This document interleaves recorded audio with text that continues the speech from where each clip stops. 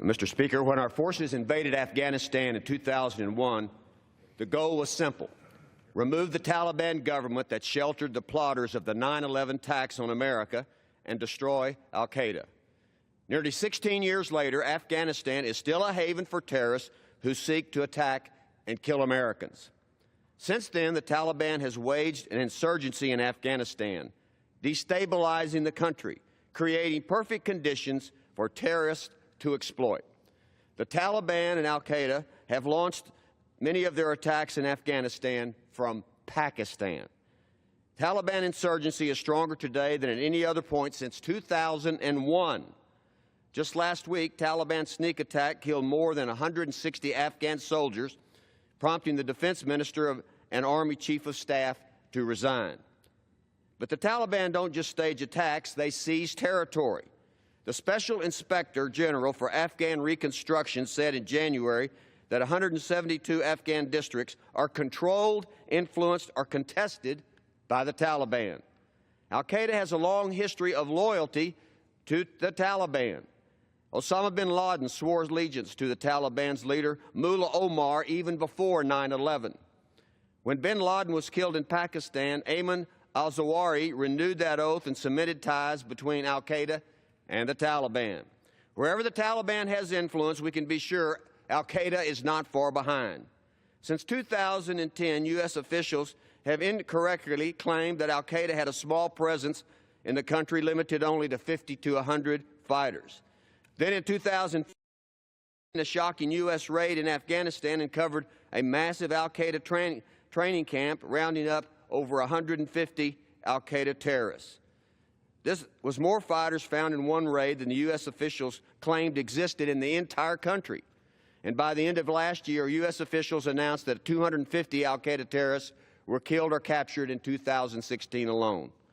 Along al-Qaeda in Afghanistan, we have the other terrorist group, the Haqqani Network. This group is directly linked to both al-Qaeda and the Taliban. The Haqqani Network is responsible for more American deaths in the region than any other terrorist group. The Haqqani Network attacks inside Afghanistan and have been directly traced back to, you guessed it, Pakistan. In fact, in 2011, Admiral Mike Mullen, then chairman of the U.S. Joint Chiefs of Staff, testified before the Senate, and I quote, that the Haqqani Network acts as a veritable arm of Pakistan's Inter-Services Intelligence Agency. The truth is that Pakistan has ties to about every terrorist group in Afghanistan. And we know that the Taliban is still based in Pakistan today. And it came to no surprise that when the U.S. drone strike killed the leader of the Taliban in 2016, he was, that's right, in Pakistan. The laundry list of evidence of Pakistan's support for terrorists goes on and on. We all remember where al-Qaeda leader and America's most wanted terrorist, Osama bin Laden, was found and killed in Pakistan. Afghanistan's representative to the UN recently told the Security Council that Pakistan maintains ties with more than 20 different terrorist groups. Mr. Speaker, Pakistan is playing us. Pakistan turns a blind eye to the terrorist allies, the Afghan Taliban and the Haqqani Network fighters in the area. The Pakistan Taliban fighters ended up becoming the leaders of the ISIS affiliate in Afghanistan, ISIS Khorasan province.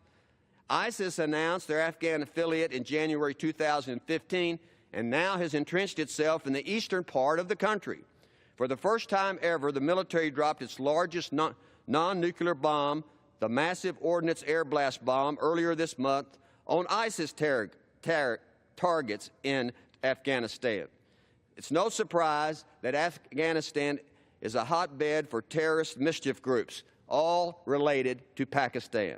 And that's what Pakistan has always wanted, a weak and divided Afghanistan that threatens the United States. Mr. Speaker, it's time we reassess our Pakistan policy so that it matches Pakistan's behavior in Afghanistan. We need to call Pakistan out. We must reduce aid to the two-faced Pakistan government. We don't need to pay them to betray us. We must designate Pakistan as a state sponsor of terrorism, and we must remove their major non-NATO ally status. In the war on terror, it's crystal clear Pakistan is not on America's side. And that's just the way it is.